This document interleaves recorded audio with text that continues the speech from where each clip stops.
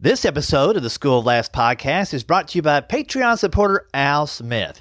If you'd like to learn how you can support the podcast through a small, recurring monthly donation, log on to schooloflaughs.com/Patreon. Thanks, Al. And we also have another sponsor. Hi, this is Leslie Norris Townsend, and I'm here to invite you to be a part of the Clean Comedy Challenge 2017 in Pasadena, California, and in Chicago, Illinois. This is our 7th year for this one-of-a-kind conference that includes 3 days of learning, writing, performing, and hanging with the pros in the comedy business. The Clean Comedy Challenge invites comedians of all levels for a chance to work on a real comedy stage with an added church venue at each location.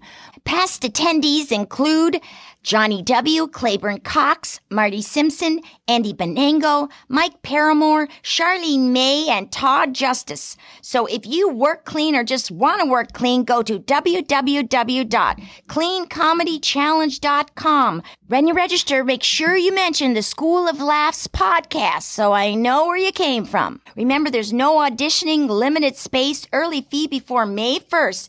Come on, get on board the cleancomedychallenge.com train. Woo! Welcome to the School of Laughs podcast, brought to you by schooloflaughs.com. Whether you're an aspiring comedian, a part-time pro, or a speaker who wants to become funnier, this is the podcast for you. We'll break down tools, tips, and techniques to help you get bigger, better, and more bookable. And now, here's the show.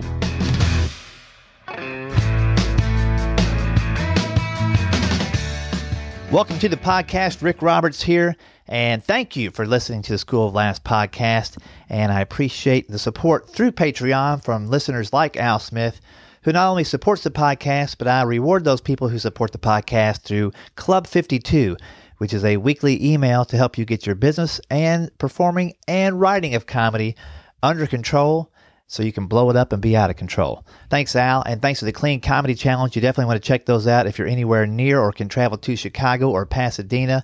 Leslie does a great job, has some great talent there that is able to help you, give you constructive criticism, and you get some stage time and some advice from the pros, so you can't beat that.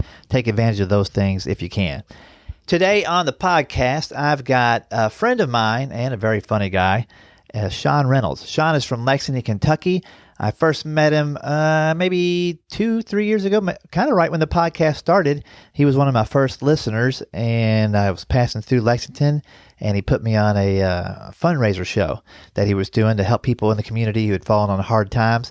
I got to see his show, a little sample of it at least that night. Thought he was very funny, and have since seen him once or twice at different events, and just 2 weeks ago, got to work with them at a fundraising event just outside of Cincinnati, Ohio, up in Fairfield, Ohio, for a family that was going to go on a missions trip to South Africa. So we raised some money for them, got to see Shawn's show, and said, hey, in between your set and my set, let's go to the green room and get an episode of the podcast done so people can find out more about you.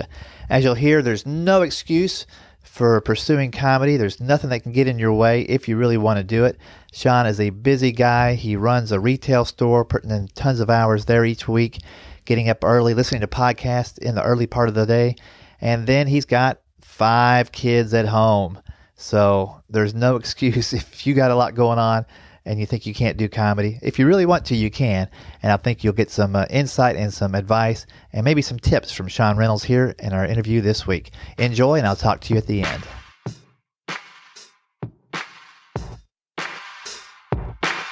Well, I'm here with Shawn Reynolds backstage at a fundraiser show. We thought we'd squeeze in an episode real quick while our good friend Johnny W. was on stage. We're just trying to find any reason to do something while Johnny W's on stage, right? Yeah, pretty much. We've seen his show a lot. Right. It's always funny. Yeah, I'd hate to be in there the one night where it wasn't. So we just come in here and just Exactly. He's batting 1,000. Shawn, how's it going, man? Oh, it's going great. Glad to be here. Yeah, I'm happy to be here. I kind of found out about this show yesterday during lunch. Yeah. And Johnny's like, hey, I'm like, where are you doing your show next? He's like, oh, I'm going to be just outside of Cincinnati. I'm like, well, I'm going to be on my way to Indianapolis. So it just worked out perfect to swing by, and I just caught your set. You warmed up the crowd out there? Yeah. Yeah, it was a good crowd. We're here for a great cause, so it's always exciting. And it was a good, nice surprise. You being here as well is unexpected. You haven't seen my set yet. Haven't seen you yet. Yeah, you no. Definitely change that opinion. Right. Well, that's cool, man. I know I've known you for maybe 3 years now. I'm trying to think. Did I just meet you the first time at Comedy Off Broadway during one of the shows? Yeah, I think so. Yeah, in between. I think you were featuring for Jeff Caldwell, if I remember correctly. And then we met up at CCA, the Christian Comedy Association conference. That's right. And then we did a fundraiser. We did, yeah. I stand up for Kentucky. Yes. And I asked you to come down, and you've done several of those, right? I have. Yeah, I've done quite a few, and it's kind of what my passion is. I've actually kind of had to stop doing them for kind of a list of reasons, but it's something that's not like officially closed down. But and that was you'd find a family in need, and yeah, with their permission, you'd let the TV audience, you would promote it and let people know, hey, this is the family we're going to help out, and the support for those shows were really good. Yeah, it was called Stand Up for Kentucky, and we'd find families with children who were going through medical crisis. And so I have a big family. I have 6 kids, and we've been very fortunate to not have any unhealthy kids. And so it was our kind of way of giving back. And we started doing these shows for these families, and the comedy club, Comedy Off Broadway in Lexington, was very generous and gave us a great deal, so we could raise, all the funds could go to the family, and had some great comics show up, like yourself, and Jeff Caldwell and Mike Armstrong, and so we raised a lot of money for a lot of families. So yeah, it was really, really cool, and hope to get back to doing that very soon. Yeah, I know you're a busy guy. You just mentioned you've got a house full of kids. Yeah, so you don't have to tell me names, but break down the ages. The ages, okay, sounds like bingo. 17, 15, 12, 8, 8, and 1. Oh my goodness. And no free space, it sounds like. Right, exactly.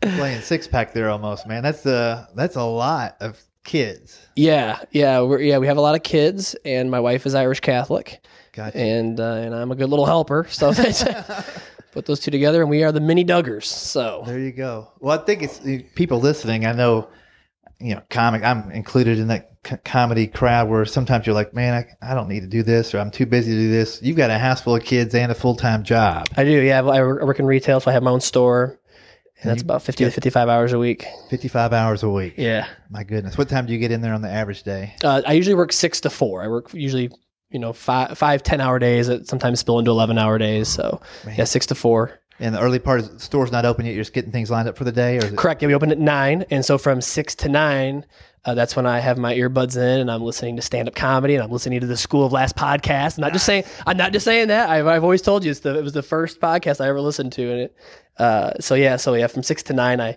I'm thinking about comedy. Mm-hmm. That's my opportunity where I'm just doing work in the quiet. And I listen to a lot of stand-up and think about stand-up. And like I said, listen to the School of Laughs podcast. And that's cool. And then the day kicks in. And then if you have any energy left at 4, you go home, get a meal, then maybe hit an open mic. Yeah, well, they got to deal with the kids first and do something with the kids. And then, maybe a little bit less now this year. I've been doing it for 7 years. But yeah, the first 7 years, man, if there was a show, it didn't matter if it was a dive bar, and I'm a clean comic, and my goal is to be a Christian comic, a church comic, if there's a dive bar doing a show, I was there. If there's an hour and a half, 2 hours away, I go do my 5 minutes of clean comedy in a dive bar, and turn around and come back, and that's what I did the first 6 years, pretty hardcore. That's great, and that's the grind you got to have. A lot of people. We were just talking a second ago. They like to have full-time success with part-time effort, and You've got to have that full-time effort for a little part-time success. Almost. That is very true. Very true. It's a lot. I always looked at it like in 2 different ways. One, it's like going to college. Like you don't get to just become a doctor and a successful doctor one day. You have to go to school for 8 years and you're in debt and you're working your butt off, and then you get to become a doctor. And comedy's a lot like that. You always hear that 7-year mark. Yeah. And that's kind of when you kind of become a real comic, or that's when you kind of kicks in for you. And yeah, those first 7 years, you're going to lose money. You should be losing money doing comedy on gas money and driving and doing free shows and terrible shows, because that's the way it works. And that kind of ties in the second way I look at it is I always think about Rocky, the Rocky movies, and like how like Apollo trained in those dingy clubs, but he was like the best boxer. Right. And like, that's to me what those bar shows are, especially for a clean comic. Yeah. It's very much like going into the training room in the club and working to get ready for the big stage. Right. And it's all about working those muscles and your technique and your writing and all that stuff. Yeah. And you sometimes I get the question, where's the best open mic in town? I'm like, the next one. Yeah, that's a great answer. Yeah, that is the correct. That's really the truth. Right now you need all that. And you might think, well, that's those shows, the comics around that might affect my style. It doesn't have to. You've proven you go in there, you do your thing. A lot of times you'll stand out because maybe nobody else was clean that whole night, or maybe nobody else was positive that whole night. There's a lot of anger and discontent and misplaced angst sometimes from a 19-year-old kid who's arguing about paying taxes, but he's still living in his parents' basement. There's just a lot of that going on out there. You know what I mean? You're exact. I tell a lot of clean, because a lot of clean comics and especially church comics. That was a big conversation I had with a lot of comics at CCA, and I kind of wear it like a badge of honor. They're like, I go to the terrible places, and I do my jokes about being in the cry room at church, and I talk about my kids and potty training, and sometimes it's the opposite effect. It's like, whoa, this guy's completely different. Right. He's not doing sex jokes. He's not used the F word once. You kind of do stick out. But I think more importantly though is that it trains you. It just makes you such a stronger comic. Mm-hmm. And the thing is, if you go into that environment and you don't do well, you should be able to tell yourself, hey, guess what? This wasn't my audience. That was just me training, going through the motions. But if it goes well, like if I go to a bar, I do a bit about being in cry rooms, for instance. And the first time I ever did that bit was at a horrible dive bar. And I went in and the comics in front of me were doing very well, but they were doing well with very dirty jokes. Mm-hmm. Anytime the F word was said, the crowd was exploding. And I'm like, yeah, they're not going to like my cry room bit, but I wanted to say the words. I just want to get it out, get the rhythm of it. And it did well. And when the cry room bit did well at dive bar, I'm like, well, when I go to a church and do this, it's going to destroy. Right. And that gives you a lot of confidence when you do go to the shows that you really want to be doing. There's that confidence. I don't have to have any butterflies in my stomach before I do that cry room bit in a church because it did well in a bar. Right. And for people that don't know what a cry room is, it's the place. Right. It's the place in a church they take the babies if they start crying during the service. Because a lot of moms are afraid to put their babies in the church daycare right out of the gate. Right, exactly. Some are still nursing and some of the babies asleep. So they take them in the cry room when they act up in the big room. So exactly, yeah. They should have that in a comedy club for comics who didn't do well. You can't go in the green room and see your peers. You got to find the cry room around the cry room. Put the hecklers in there as well. Yeah, put the hecklers. If you say one more thing, we're putting you in the cry room. Yeah. It's almost like the penalty box at a hockey game. Exactly. It's the penalty box for babies. That's right. It's a 2-minute warning, and we're going to see if we can take advantage of the situation with you out of the room. No, I like that. It's true that you got to go wherever you got to go to practice. I started at places that were pretty horrific. I just went back to the actual place I started comedy in Columbus, Ohio, and just drove by it. Yeah, what was that? It was at the time it was called The Lobby, but now it's like a sports bar, and it was in a kind of a rough part of town. Right. I started my shows were at 10 o'clock on Sunday nights when I first started. So you've got a crowd that's not there for anything besides a crazy time on a Sunday night. Right. Yeah, they have nowhere to be at 7 a.m. Monday. Right. Yeah, that's another good point. Neither did I.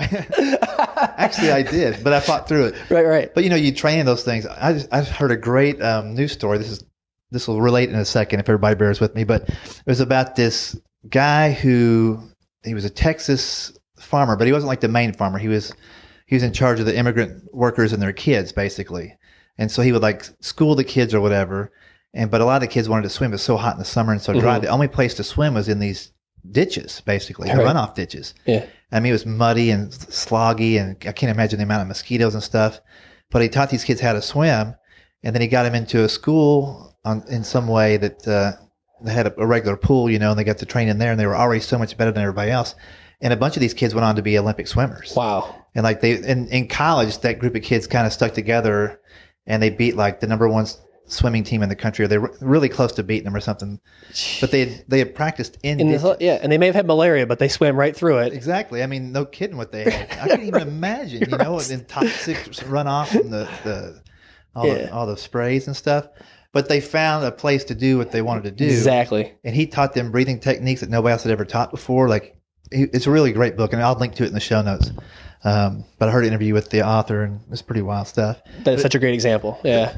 But that's kind of what comedy is. It's a slog. Right. It's like, you're coming up from the primordial soup, and just kind of evolving out of that, and you're doing your thing. Yep. And if you stick with it long enough, you've been bitten by everything, you've suffered everything, you've been cut by everything, and you still are able to do it. And that's what the 7-year thing is. Yeah. At 7 years, it's not that maybe you have written the best jokes, they get better every year.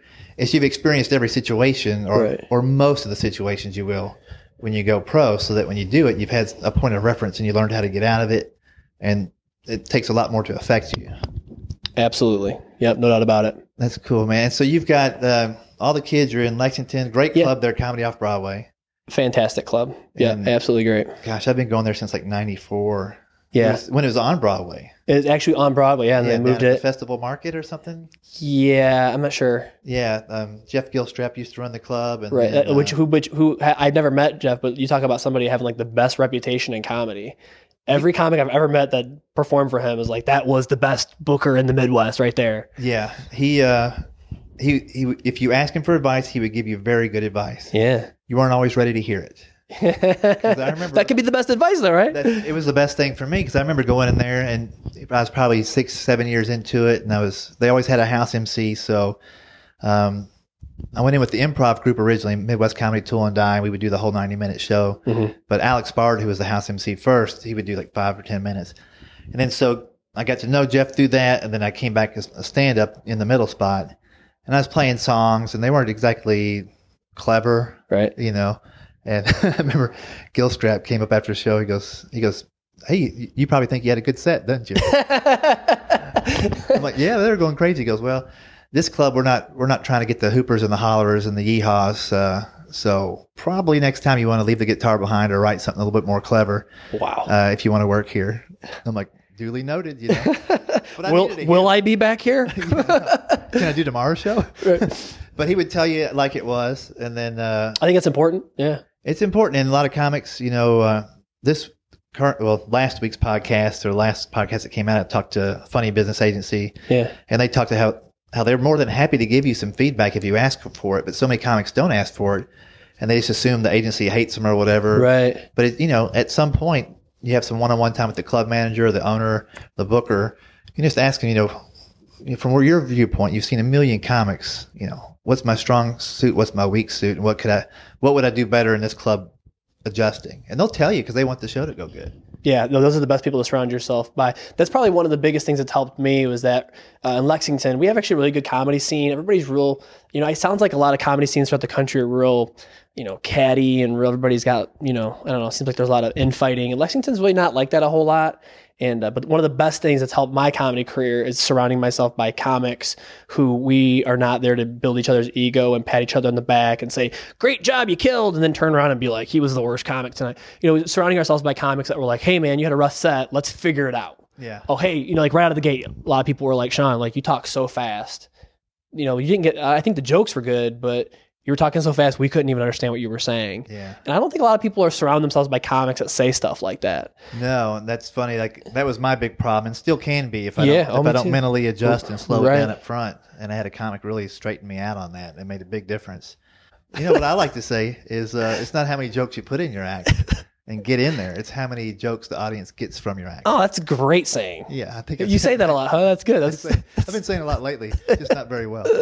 No, that's good. But yeah, I would say that's been one of the big things that's helped me is going and doing all the terrible shows. Which, by the way, if you're married, it also helps if you have a wife that's supportive of that. And so, luckily, I have that a wife that believes in my comedy and knows what I'm trying to do with my comedy. So that's important.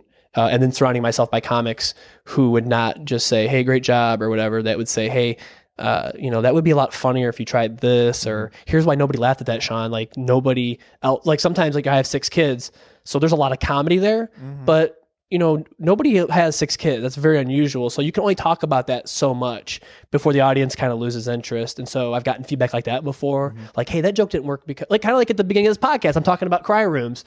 And sometimes you got to give people a frame of reference. So I've gotten a lot of feedback like that. Like, "Shawn, you got to explain that because nobody understands your frame of reference." Right. And so getting feedback like that's really positive. So I always encourage comics, surround yourself by people that will give you honest feedback. It'll make you so much better. Yeah. And also make sure you surround yourself with the right people and some people that are further down the road than you are. Oh, yeah. Because that's what I see a lot of open micers giving each other advice. Yeah, that's very true. And that's okay because you're learning how to give advice and critique. But if you only get feedback from people that are at the exact same level as you, it's going to be harder to move up. It's great to write with them and all that stuff. But career advice from somebody that hasn't got a paid gig yet, you might want to just take that with a grain of salt. Exactly. Yeah. I guess it's good that with newer people listening to feedback that could also come from an audience member. Like, "Hey, you're going too fast. We couldn't understand you." That would be good. But yeah, you're right. Like joke structure.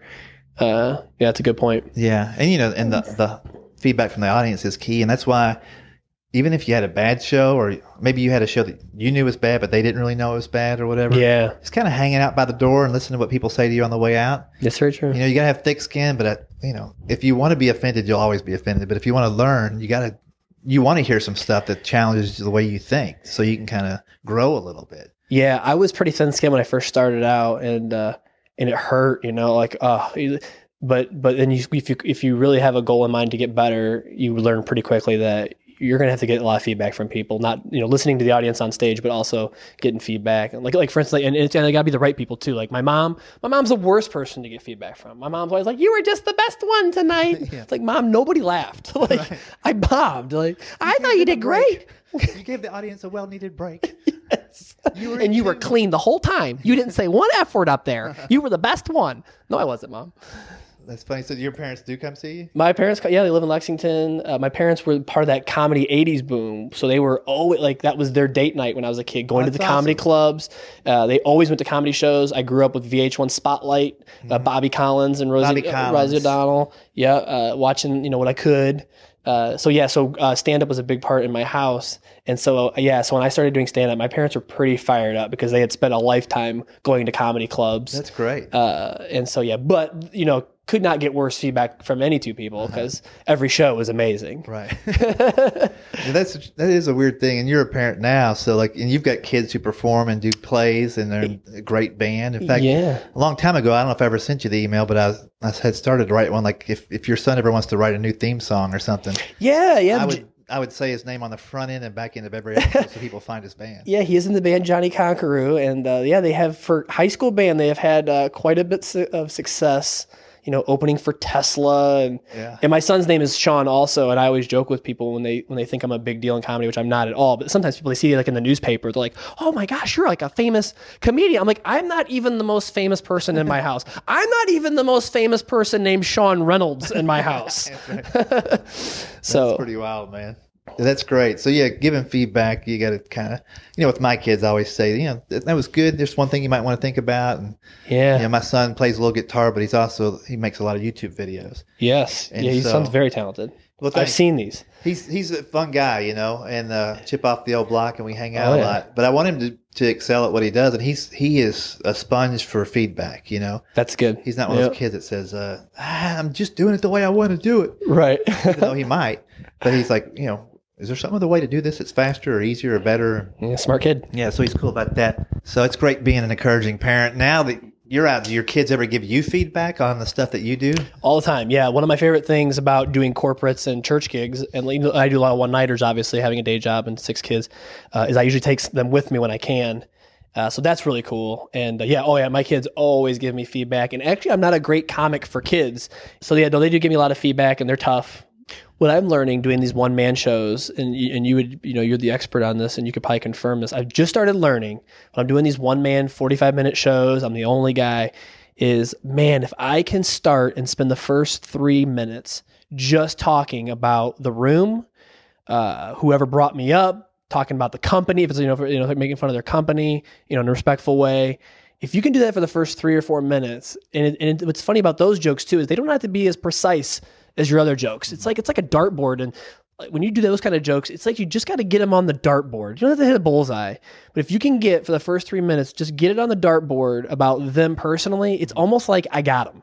I know now my 40-minute set or 45-minute set of prepared jokes are going to go well, but if I just go right into my act, it's a little hit and miss. Yeah, it can definitely feel awkward to them too. Like, this guy just got up there and just started steamrolling. Yeah, I made that mistake early on. Yeah, I have a couple of tricks I use to kind of blend the beginning of the show from, like, for me when I get on, a lot of times after dinner. So I've got this 3-minute bit about high cholesterol.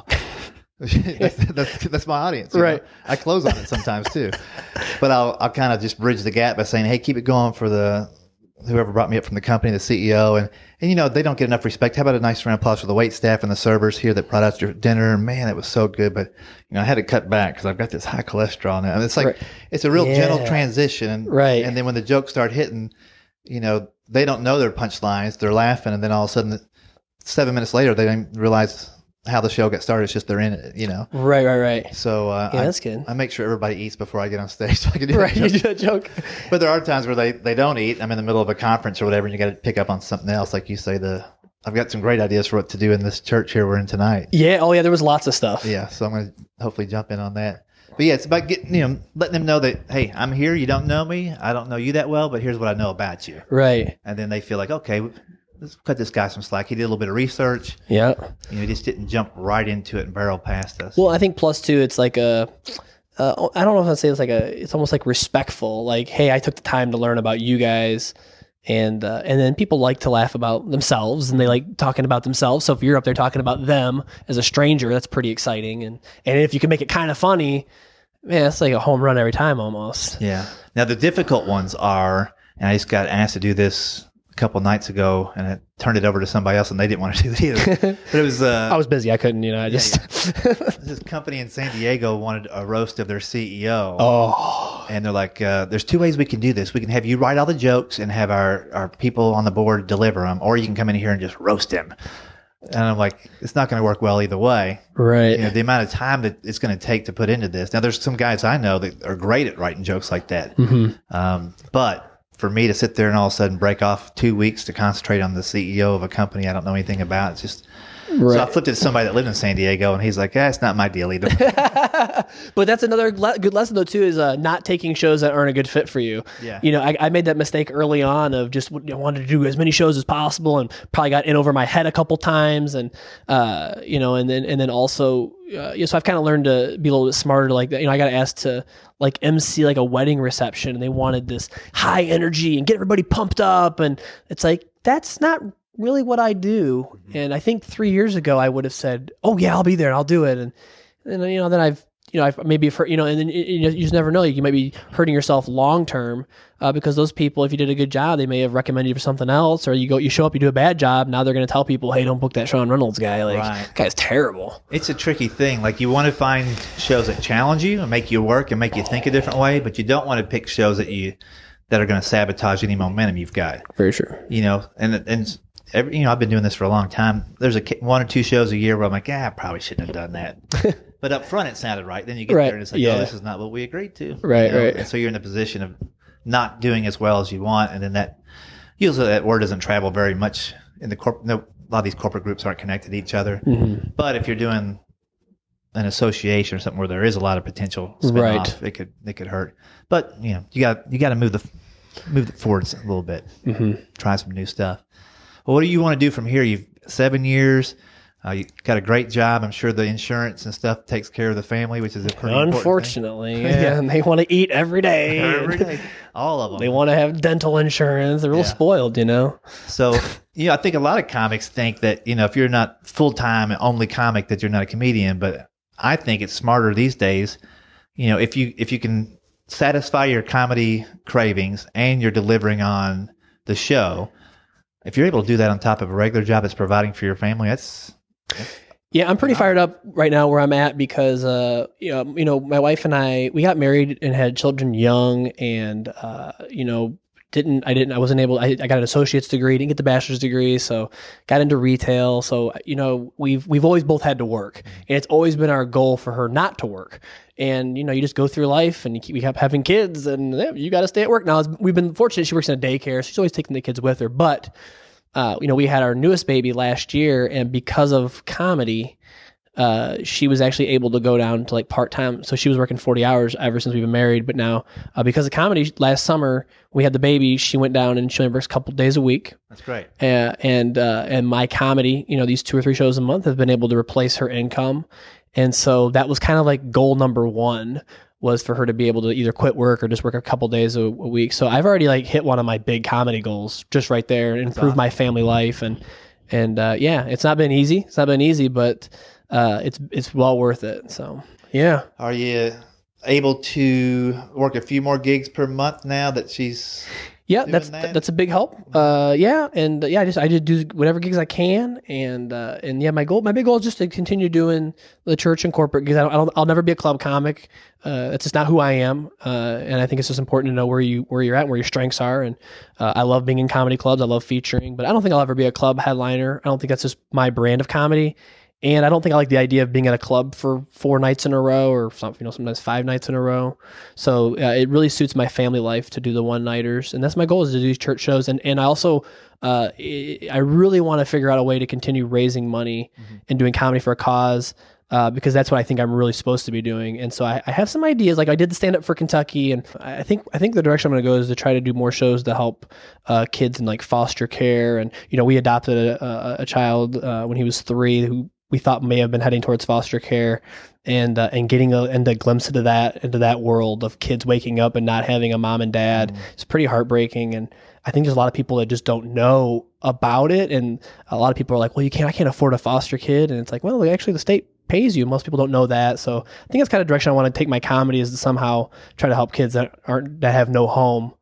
Because I've seen the impact it's had on our family, adopting a child that was in that situation. So that's kind of my hope, and that's my plan. And hopefully in 2 or 3 years we can do the podcast again, and I can report great success with that game plan. It'd be like the Foster Brooks. Yeah, exactly. Without the bourbon. All right, I'm going to write that down. That's actually pretty good. Cool, man. Well, thanks for being on the podcast. I appreciate it. Awesome. Glad to be here. Thanks a lot.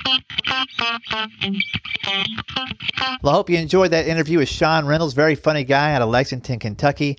Check him out online. I'll link to all of his social media and stuff in the show notes so you can follow him.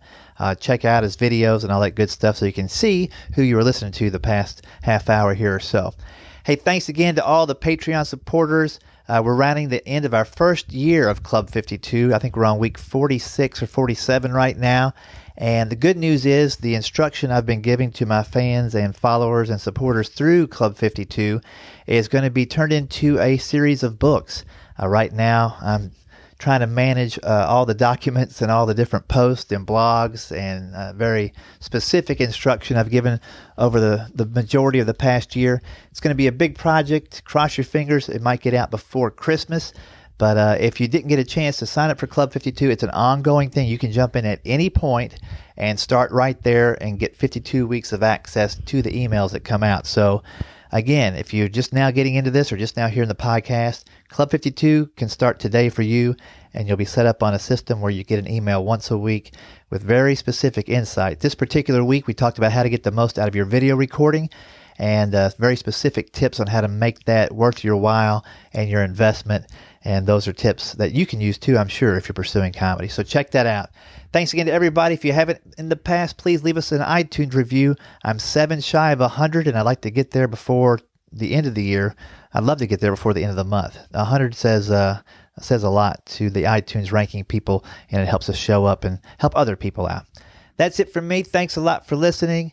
I will talk to you guys next time on the School of Laughs podcast. Stay safe and say it with me, funny. The Clean Comedy Challenge invites comedians of all levels to have a chance to work on a real comedy stage with real comedy pros watching and privately critiquing you.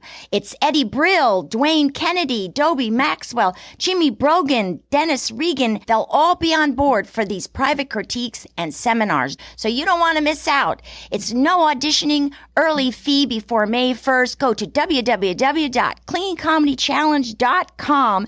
When you register, make sure you mention the School of Laughs podcast so I know where you came from. Thanks for listening to the School of Laughs podcast. If you'd like to hear more School of Laughs podcasts, you can find them on iTunes and Stitcher.com. And don't forget to subscribe and leave a review. For information on upcoming live and online classes, visit schooloflaughs.com. Until next time, stay tuned, stay focused, and stay funny.